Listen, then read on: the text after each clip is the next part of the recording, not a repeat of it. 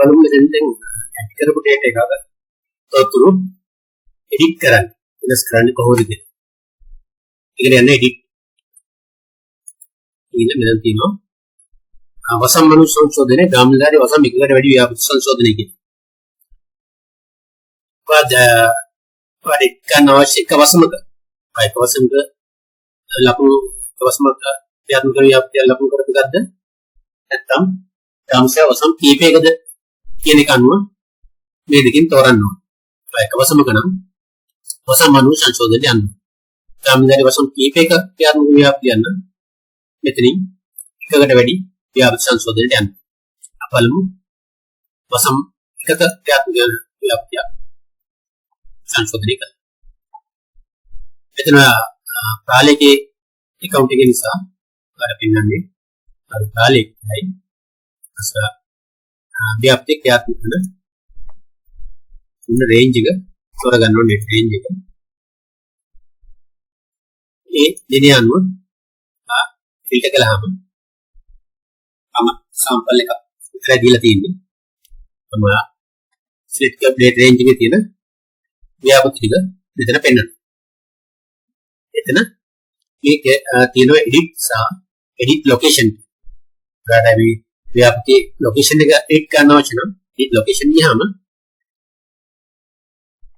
මෙතන පෙන්වනවා location එක. එතකොට ඒක වෙනස් කරන්න ඕන නම්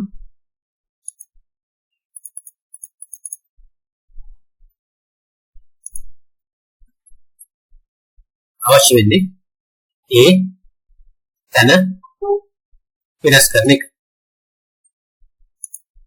එතකොට ඒ ස්ථානයේ ෆොටෝ ඒ ස්ථානයේ වෙනස් වෙනවා. ඒ විදිහටම උදාහරණයක් විදිහට බලන්න මෙතන latitude එක මම ඒක දැන් යනකොට ඒ තැන වෙනස් වෙලා තියෙනවා. ඒ වගේ ස්ථානය වෙනස් වෙනවා. ආට වෙනස් කළා අවශ්‍ය වෙන්නේ මෙතන අප්ඩේට් එක ක්ලික් කරන්න. එතකොට මේ වෙනස් වෙන ස්ථානය සේව් වෙනවා.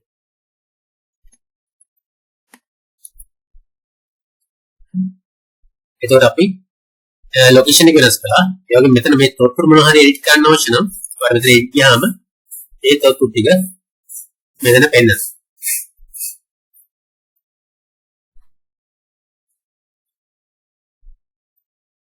මෙතනින් අවශ්‍ය විදිහට එඩිට් කිරීම කරගන්න පුළුවන්.